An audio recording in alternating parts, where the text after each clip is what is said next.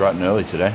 It's only 10:15 in the morning, and so this would have to honestly be probably one of the earliest sessions I've done since moving to Thailand. So in the past few months, which is interesting. It'll be exciting to kind of see how this goes, because it's not only the earliest session that I've done since moving to Thailand, but it's also day one of my mini cut. So today marks day one of the mini cut.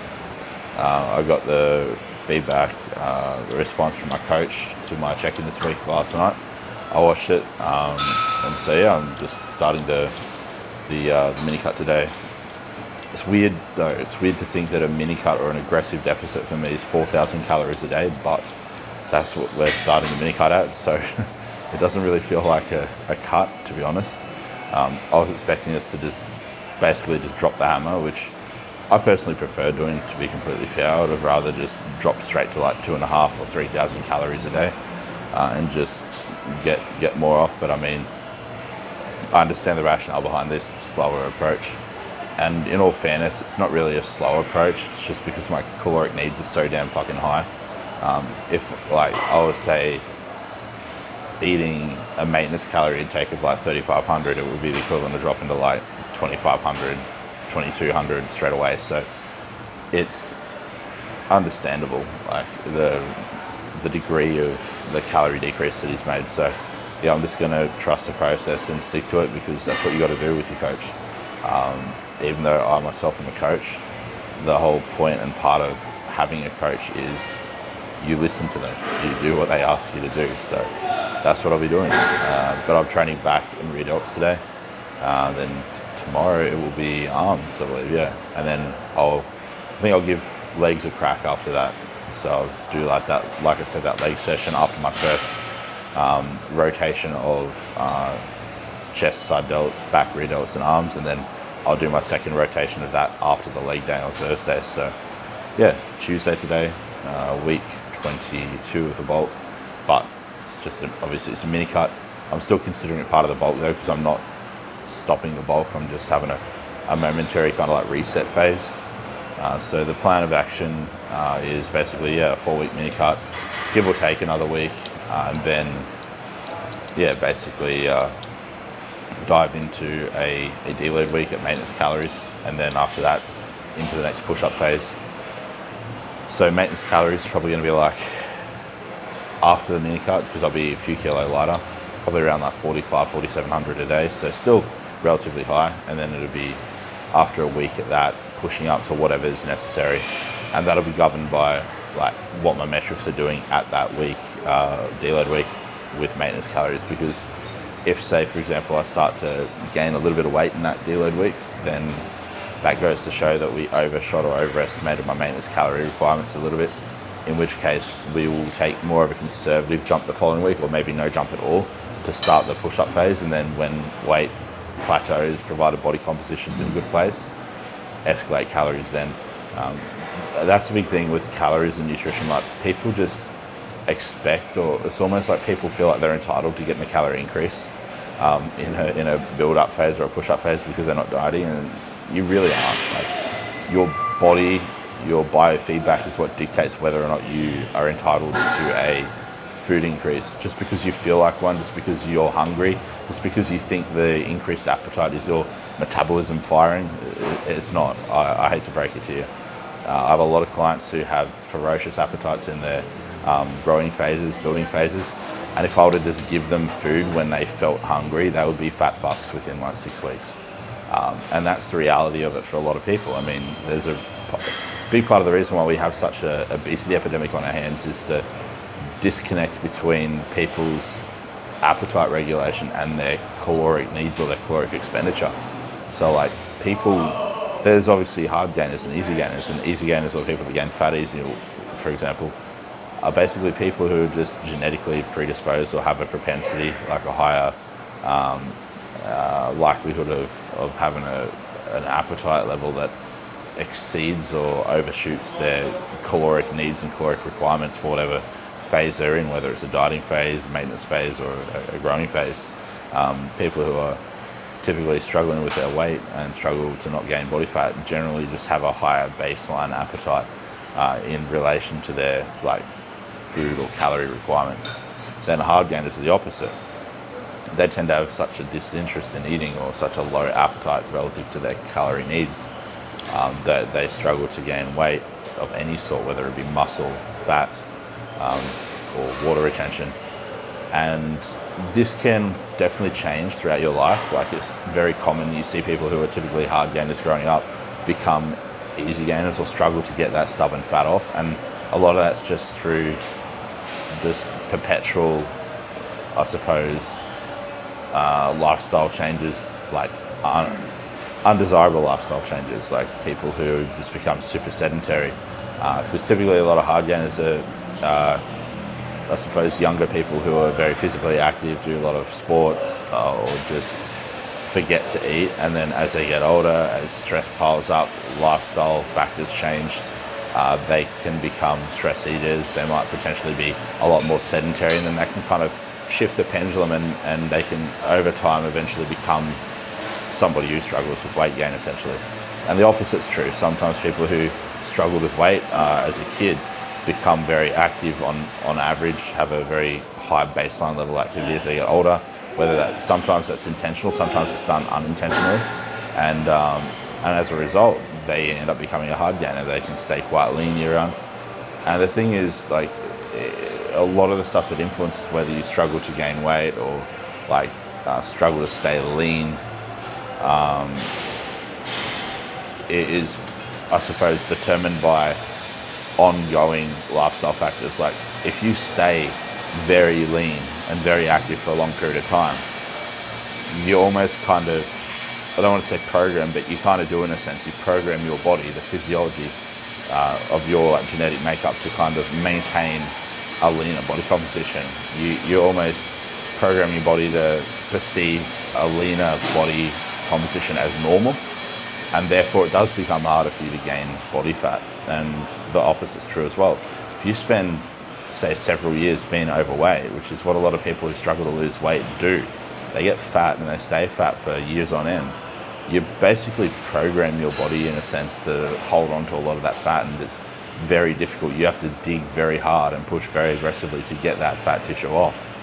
And it's very easy to regain it because everything, like, biologically is geared towards trying to get you to gain that fat back, because your body registers that as homeostasis. So I think there is something to say for changing your homeostatic set point relative to your like body fat levels and lean body mass levels over time by basically just holding a preferred body composition for an extended duration. So if you want to be able to eat more food, stay relatively lean, and not have hunger, appetite issues, it's gonna, and you say, for example, are currently struggling with all that, it's probably going to take a lot of digging to get lean and then maintain that for a number of consecutive years.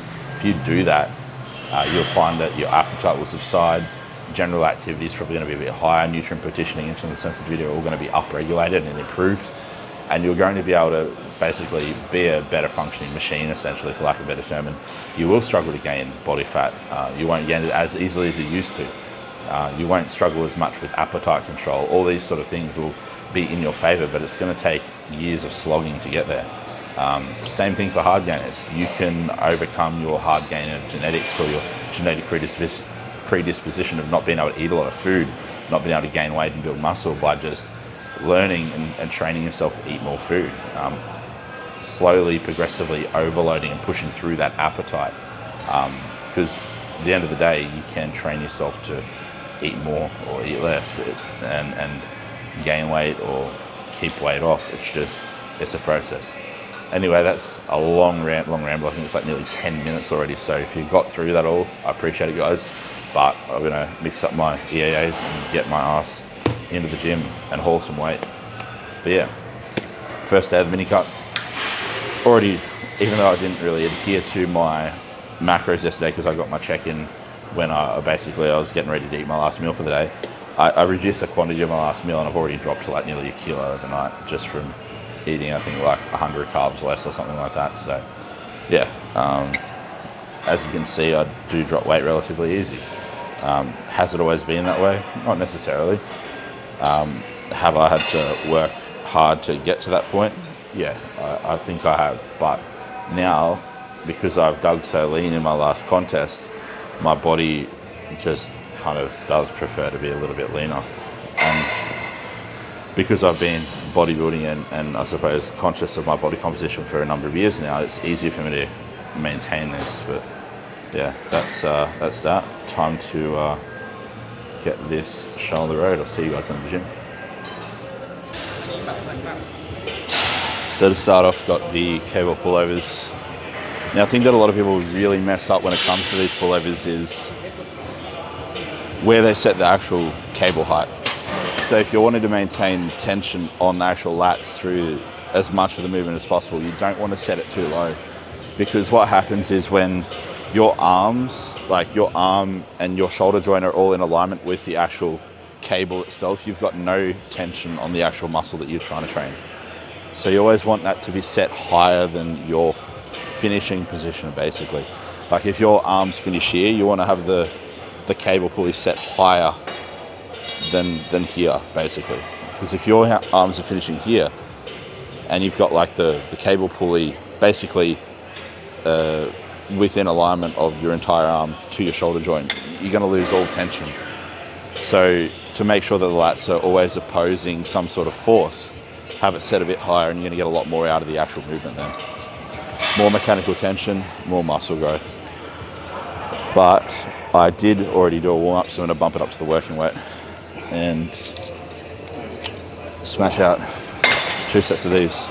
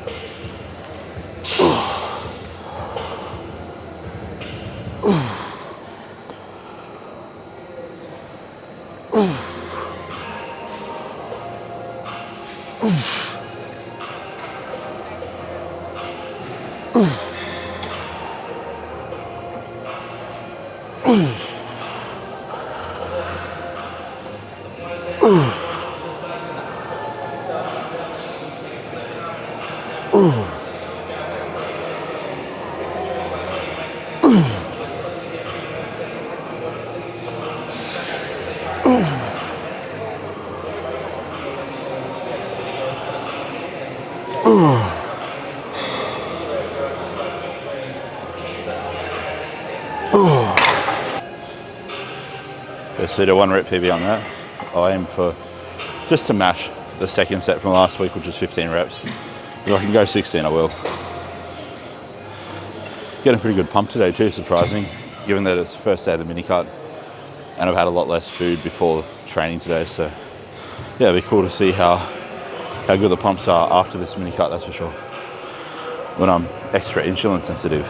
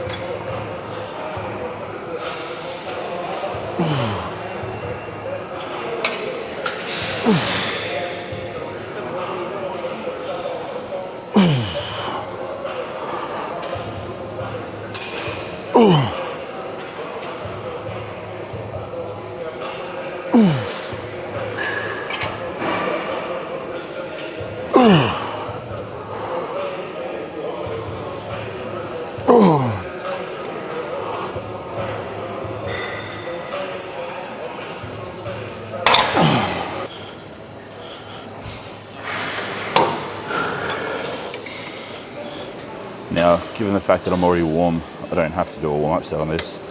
I'll just jump straight into the working sets.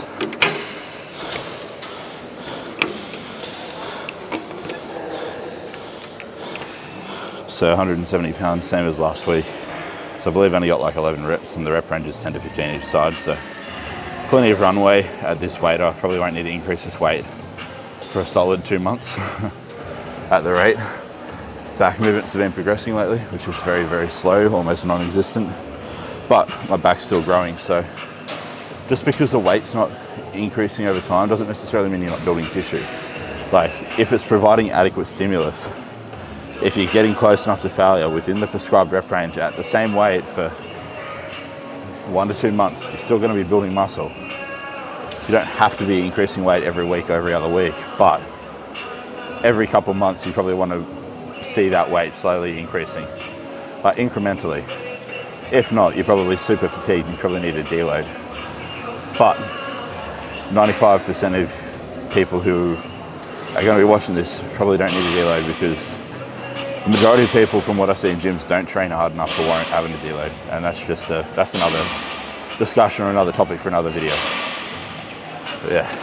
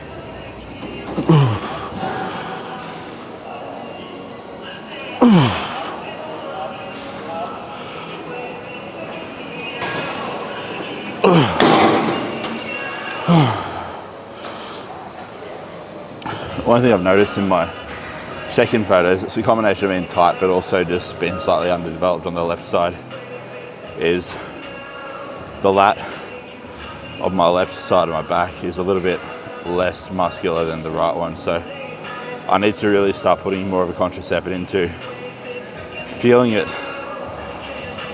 identically both sides when I'm training back, single side at a time.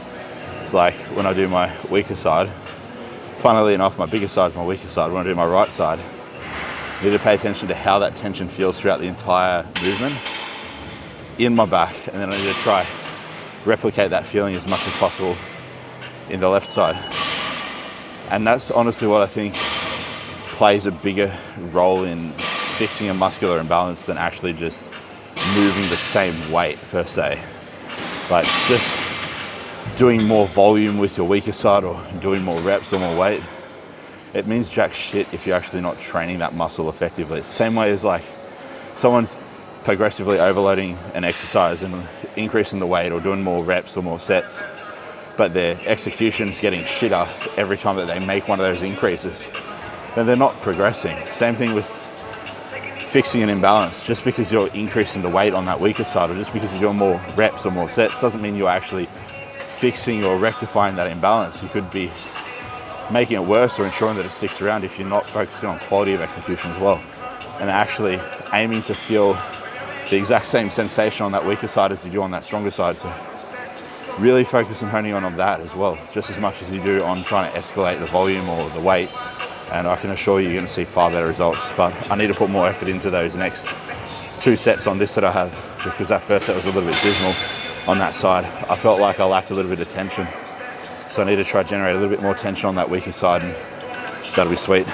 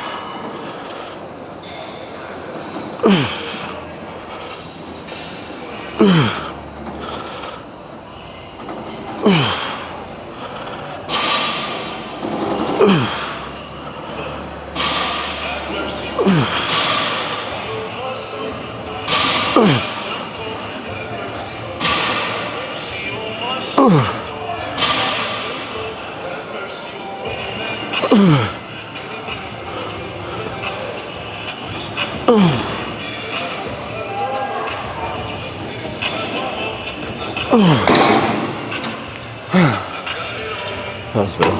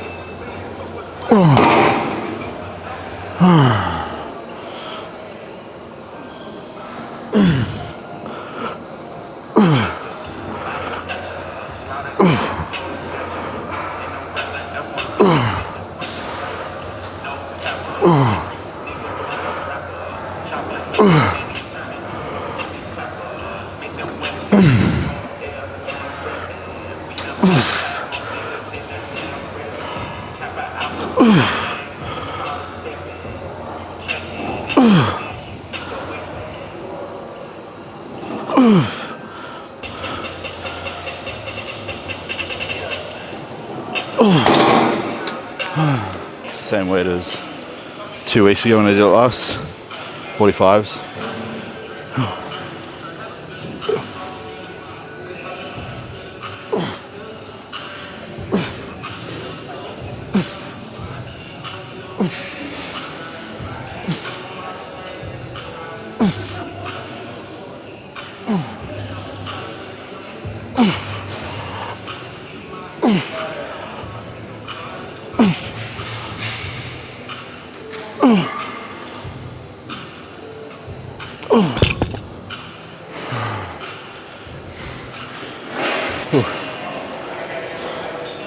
No, I kind of messed up. I just realized I was meant to do my rear delts before my back today, because I made that change to doing my shoulder training before whatever other body part I'm doing on that same day. So that's a bit of a bummer, but one day won't hurt. Next week I'll just make sure I do the 2 rear delt exercises first. But when it comes to back, it's not as much of a negative because you work your rear delts so much when you train back anyway. So even though I didn't do the usual order I normally do, it's not going to make too much of a difference. Whereas like chest on the other hand, I do chest before side delts, then that'll make a difference. But I'm not really trying to bring up my side delts, it's more just my rear delts. So I'll just make sure that I do my rear delt work before my back work next week. Simple as that. Time for set number 2.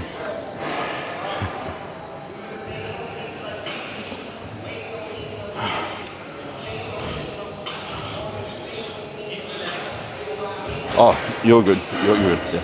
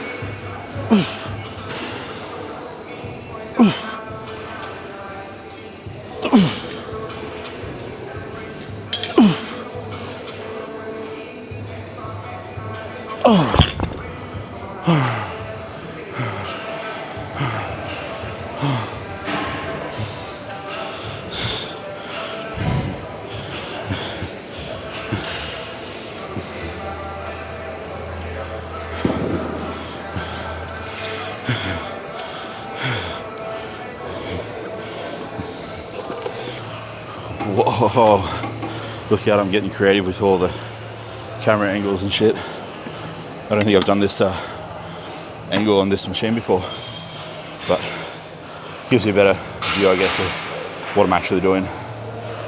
I mean, the back angle is still good, but you've seen that several times now, so I might as well show you from the front side what this movement looks like when I'm executing it with a rear delt emphasis.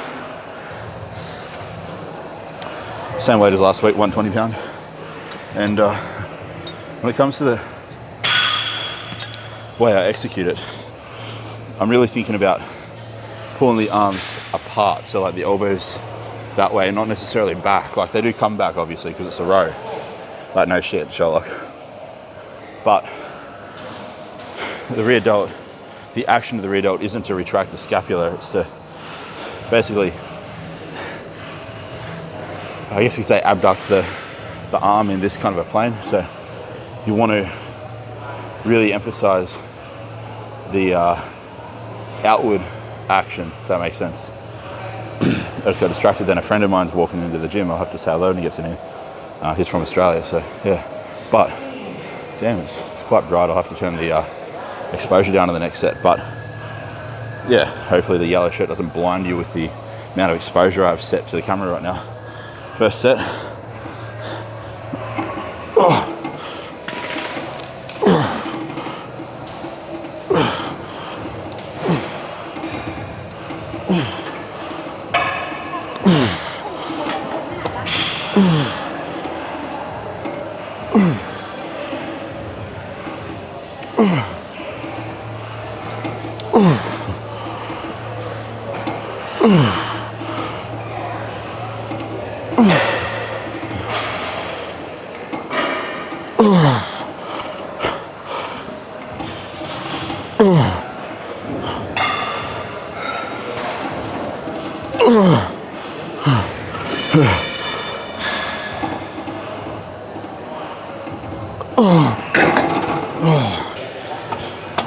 So I caught myself phantom scrolling again. Phantom scrolling my damn phone. 2 minutes later, time to do the next set.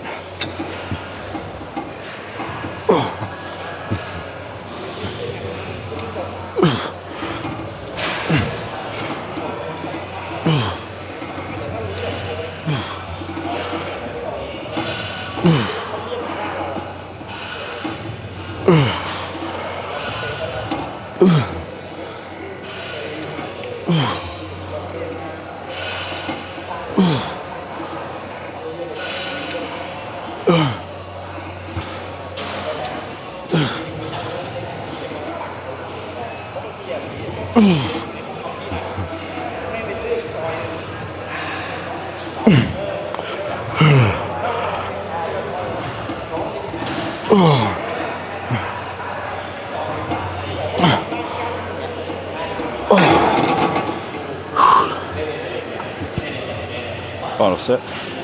Then onto face pulls to finish the session.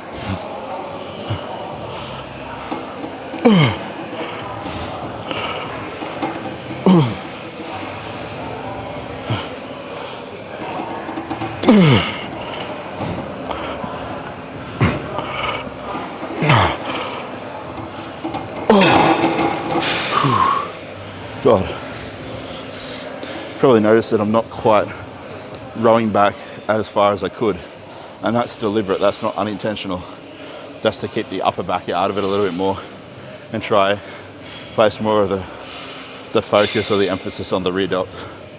As soon as you retract beyond a certain point, too much of the upper back comes into play that it kind of does overpower the rear delts a little bit, I find. So it's a good little strategy at keeping that like sensation of tension on the actual rear delts. Time for face pulls. Final exercise. 3 sets of like 12 to 15, a bit heavier on today's session. They'll go a bit lighter in the second back rear delt session of the week. I'm working a high rep range like 20 to 25, but yeah, today 12 to 15. Supposed to a little bit more load. And might even try and do a little bit of carbs after this, because I did make the promise to myself I'd train carbs every day, so maybe 2 sets of those, 3 if I'm feeling really up to it.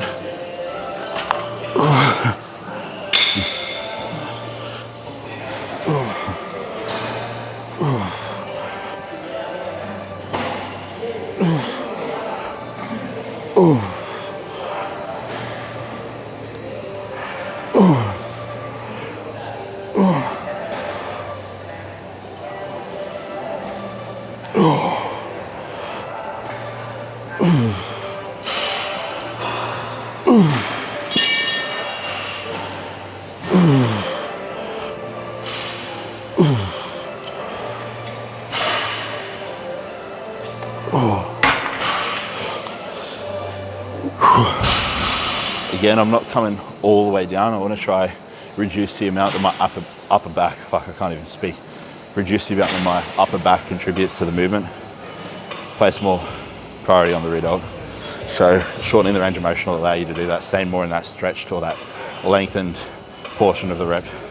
Hey bro, how are ya? Well, good, how are you? Good, yeah. All done? Yeah, all done. Nice. Get back to the video call, start at 12, so yeah. I'll have might have a fucking cold shower. It's the weather for it, right? What are you up to later? I got check-ins today, and then not much after that, to be honest. First day of the mini cut, which is good. I'm like sick of eating at the moment, especially the hot weather. It makes it harder to want to eat. Oh like, fuck yeah, I'm terrible in hot weather. Yeah. So it's always way down. Yeah. I'm hoping to come back from this the same weight but leaner, and then that's a win. If I can still be the same weight but just leaner, that's a good 3 weeks. I'll see you around. Yeah. Ooh. Second set. Gone up a little bit heavy for this one.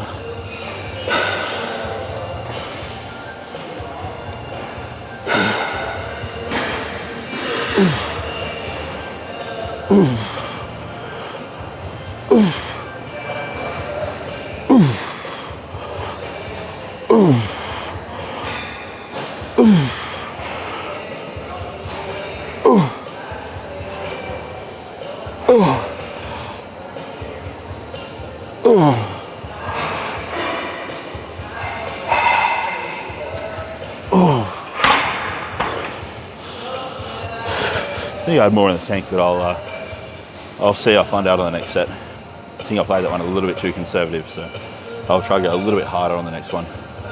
Final set. Ooh.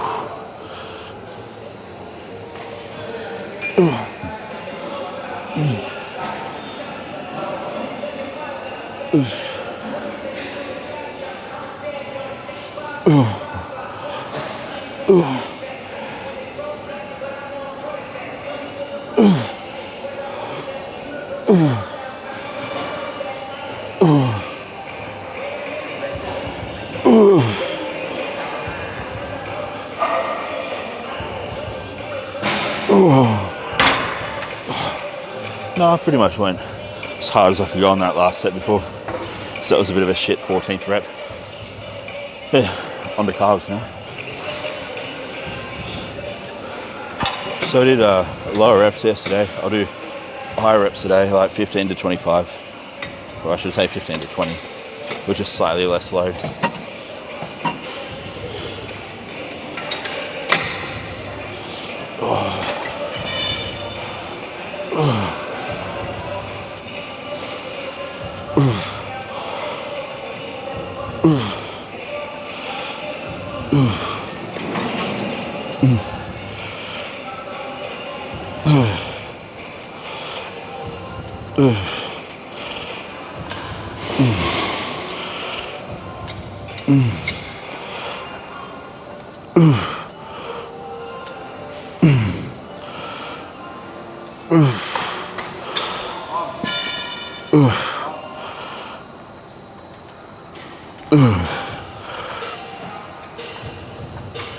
Oh,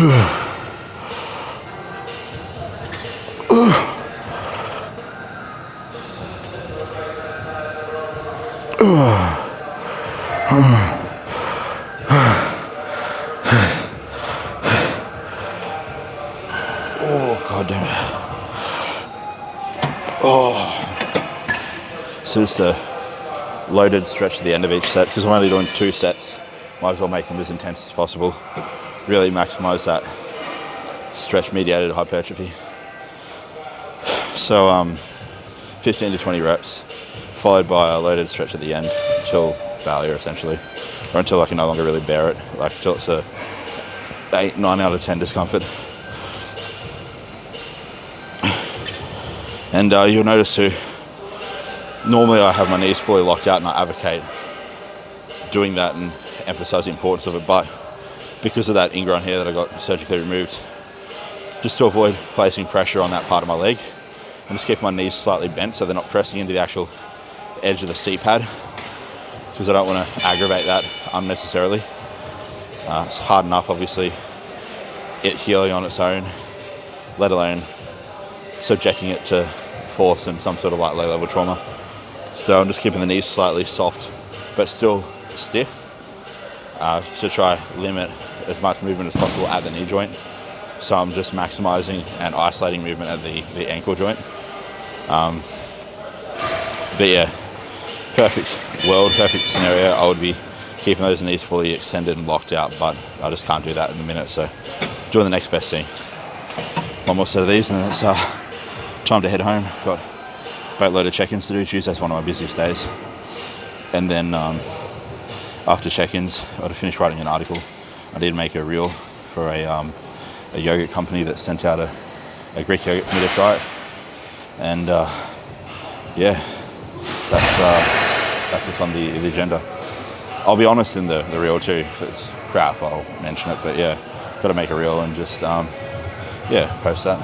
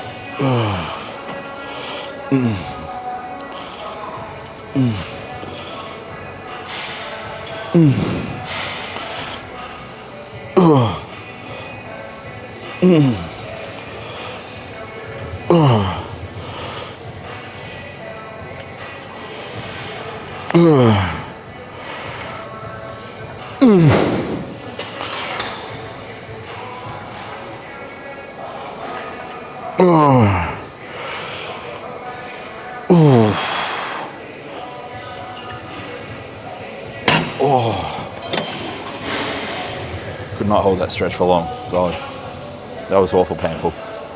But the session is now complete, so it's time to walk home, shower, eat, and dive into work. Maybe try to squeeze a 20-minute nap in if I can fit it in somewhere between check-ins today, but check-ins obviously top priority. So yeah, thanks for tuning in again, and I'll see you guys in the next video.